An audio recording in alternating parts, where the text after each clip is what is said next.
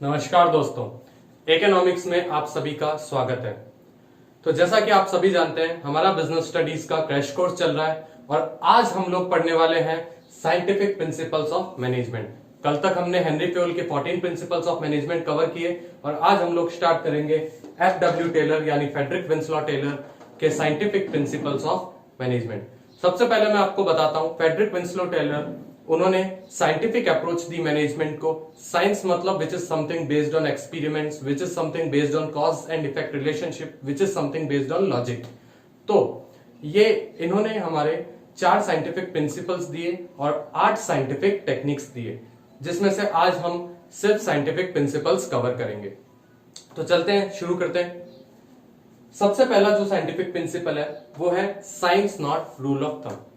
अब बच्चों, science not rule of thumb क्या होता है? टेलर ये कहते हैं कि मैनेजमेंट को जो भी डिसीजंस लेने, जो भी प्लान्स बनाने, वो सब साइंटिफिक अप्रोच के बेसिस पे होने चाहिए, साइंटिफिक टूल्स एंड टेक्निक्स को यूज करते हुए होने चाहिए, ना कि हिट एंड मिस मेथड। अब वही बात, साइंस है क्या, साइंटिफिक टूल्स एंड टेक्निक्स है क्या? कुल मिलाकर इतनी सी बात है, science is something which is based on logic. तो यानी इसीलिए मैंने यहाँ पे लिखा है based on logic not intuition. ऐसा नहीं कि मुझे ऐसा लग रहा है ऐसा करना चाहिए, नहीं, ये मनमानी होगी मैनेजर की, और मनमानी करेगा तो क्या होगा?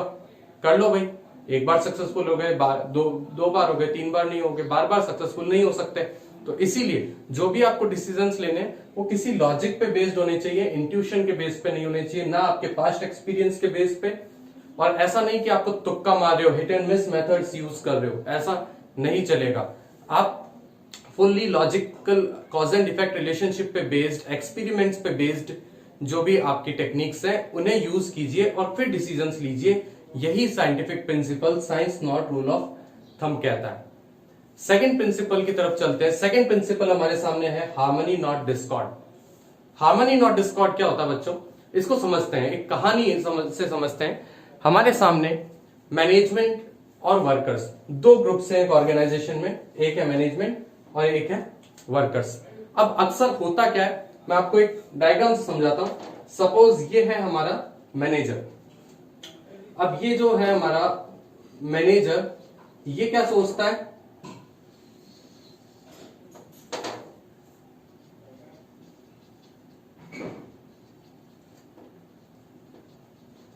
वर्कर्स हमारे जो है यूजलेस है, कम काम करते हैं, मक्कारी करते हैं, कोई काम नहीं जानते। और ये है हमारा ग्रुप वर्कर्स। और ये क्या सोचते हैं?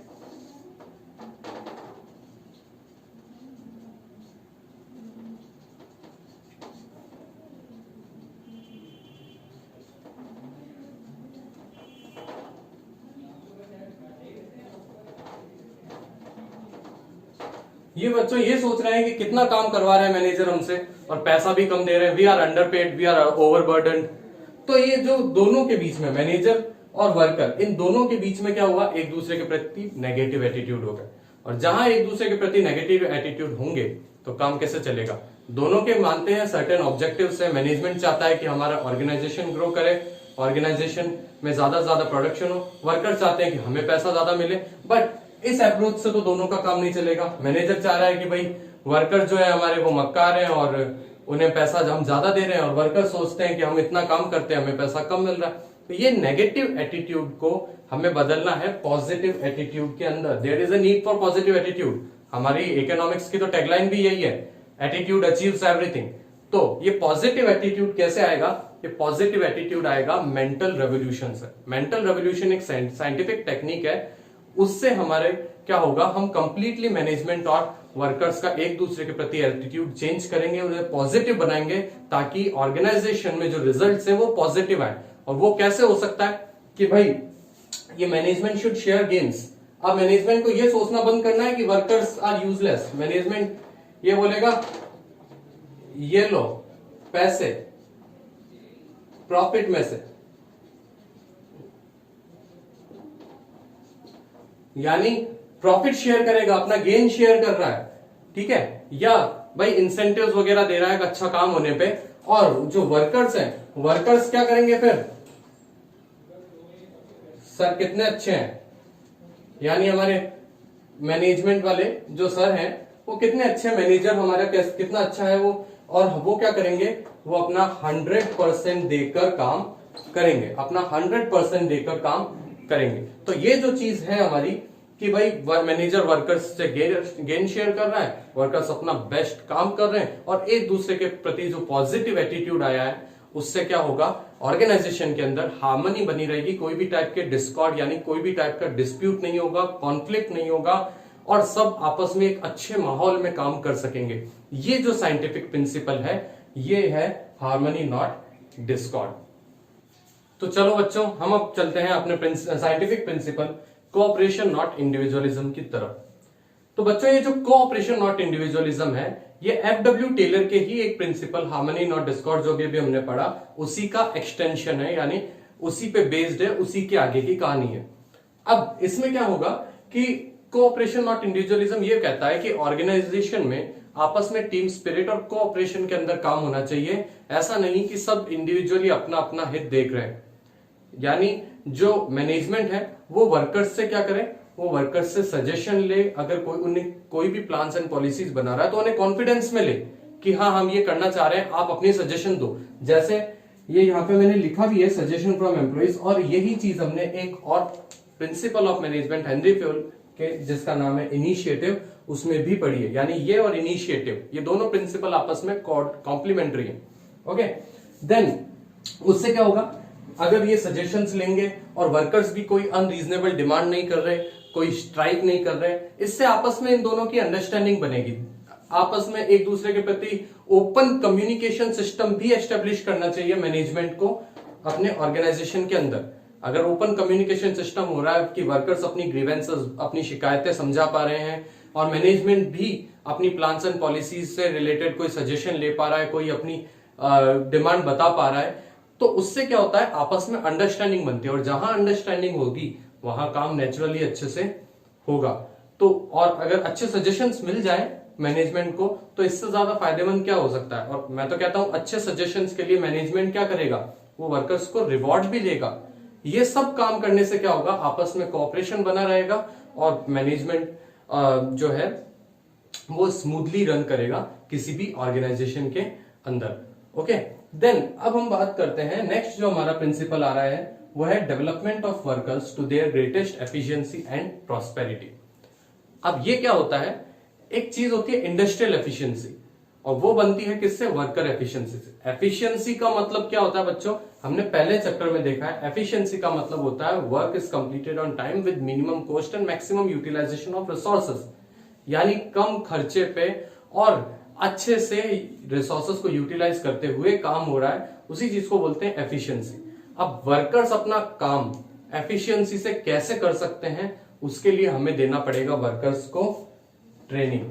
वर्कर्स को आप ट्रेनिंग दो, अब ट्रेनिंग दोगे तो क्या होगा, वर्कर काम ढंग से सीखेंगे, उनकी एफिशिएंसी लेवल इंक्रीज होगी, उनकी स्किल्स इंक्रीज होगी, और अगर उनकी एफिशिएंसी इंक्रीज हुई तो ऑर्गेनाइजेशन में वो अपना ज्यादा कंट्रीब्यूट कर पाएंगे, ऑर्गेनाइजेशन की जो प्रोडक्टिविटी है वो भी नेचुरली इंक्रीज होगी। अब इससे दोनों का फायदा है बच्चों। मैनेजमेंट का क्या फायदा है कि भाई ऑर्गेनाइजेशन जो है, ऑर्गेनाइजेशन ग्रो करेगा, ऑर्गेनाइजेशन में प्रोडक्टिविटी इंक्रीज होगी तो ज्यादा प्रॉफिट्स आएंगे, ज्यादा फायदा होगा। और वर्कर का क्या फायदा है कि अगर उसे ट्रेनिंग मिलती है तो उसकी खुद की स्किल्स डेवलप हुई, और खुद की स्किल्स अगर उसकी डेवलप हुई तो उसके खुद के करियर ओरिएंटेड ग्रोथ में मदद मिलेगी।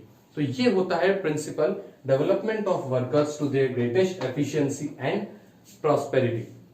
अब बच्चों, कोऑपरेशन नॉट इंडिविजुअलिज्म और हार्मनी नॉट डिस्कॉर्ड में हम एक और चीज, एक एग्जांपल ले सकते हैं, paternalistic style of management which is adopted in Japan. अब ये बच्चों, पैटर्नलिस्टिक स्टाइल ऑफ मैनेजमेंट क्या होता है, ये वो होता है कि जापान में क्या करते हैं, जो मैनेजर्स वगैरह हैं वो वर्कर्स का एकदम ध्यान रखते हैं, और वर्कर्स भी मैनेजमेंट का ध्यान रखता है। मैनेजमेंट वगैरह सजेशन वगैरह लेते हैं वर्कर्स से, और वर्कर्स को अगर कभी भी कोई भी टाइप का डिससेटिस्फेक्शन होता है तो वो क्या करते हैं, वो डायरेक्टली स्ट्राइक पे नहीं जाते। हमारे यहाँ जैसे नहीं है कि स्ट्राइक पे चले गए या लॉक अपने फैक्ट्री बंद करवा दी, ऐसा कुछ नहीं करते। वो अपने क्या करा, उन्होंने ब्लैक रिबन बांधा, काम करना शुरू किया, या अलग अलग तरह के यूनिक वेज लेकर आते हैं प्रोटेस्ट करने के। जैसे एक एग्जांपल आपने बचपन में भी सुना होगा कि भाई एक जूते की कंपनी में ऐसा कुछ हुआ, वर्कर्स को स्ट्राइक करनी थी, उन्होंने क्या करा, सिर्फ एक पैर के शूज बना दिए, अब मैनेजमेंट को बात माननी पड़ी, तो फिर दूसरे पैर के शूज बने, क्योंकि एक पैर के शूज बने, काम रुका नहीं, बट एक पैर के शूज कोई खरीदता नहीं है। ठीक है, तो इसी तरह से जो आजकल जो भी मॉडर्न साइंटिफिक टेक्निक्स हैं, ये ज्यादातर मॉडर्न साइंटिफिक टेक्निक्स हमारी जापान से आती है। जापान इस मामले में काफी आगे। ठीक है, तो ये जो पैटर्नलिस्टिक स्टाइल ऑफ मैनेजमेंट है, ये हम लोगों को फॉलो करना चाहिए। अब अक्सर एक कंफ्यूजन होती है कि कोऑपरेशन नॉट इंडिविजुअलिज्म और हार्मनी नॉट डिस्कॉर्ड, इनकी केस स्टडी कैसे आइडेंटिफाई की जाए। वैसे देखा जाए तो दोनों एकदम सिमिलर से हैं और ये उसी का एक्सटेंशन भी है, तो थोड़ी बहुत कंफ्यूजन होना लाजमी है। आप लोगों को क्या करना है, जैसे अगर कभी भी केस स्टडी इस तरह से आती है कि भाई सजेशंस पे रिवॉर्ड दे रहे हैं, अगर क्या बोलते हैं मैनेजमेंट ने ओपन कम्युनिकेशन सिस्टम एस्टेब्लिश कर रखा ऑर्गेनाइजेशन में, तो मोस्ट प्रोबेबली चांस होते हैं कोऑपरेशन नॉट इंडिविजुअलिज्म के। और अगर केस स्टडी कुछ इस तरह से आती है कि भाई मैनेजर वर्कर्स का ध्यान नहीं रखते, उन्हें पैसा नहीं देते, वर्कर्स भी स्ट्राइक करते रहते हैं, तो ये जो इस टाइप की केस स्टडी आती है वो आती है मोस्टली हार्मनी नॉट डिस्कॉर्ड की। और अगर फिर भी आपको कंफ्यूजन हो एग्जाम में, तो दोनों लिखकर आ सकते हैं, उससे आपका कोई खास नुकसान नहीं होने वाला। ओके बच्चों, सो आज के वीडियो में हम लोग इतना ही पढ़ेंगे। आज का वीडियो थोड़ा शॉर्ट है क्योंकि कल साइंटिफिक टेक्निक्स ऑफ मैनेजमेंट पढ़ानी है, और मैं सोच रहा था कि साइंटिफिक टेक्निक्स ऑफ मैनेजमेंट को इस वीडियो में कवर करने की बजाय 8 की 8 टेक्निक्स को एक वीडियो या 2 वीडियो अलग से कवर करें। ओके, तो बच्चों कैसा लगा वीडियो प्लीज कमेंट करके बताइए, और प्लीज बच्चों चैनल को सब्सक्राइब कीजिए एंड शेयर कीजिए। मैं आप ही लोगों के लिए ये वीडियोस बना रहा हूं, तो इसे ज्यादा से ज्यादा शेयर कीजिए, लाइक कीजिए वीडियोस को, और वो बेल आइकन है जो उसे प्रेस कर दीजिए। Thank you.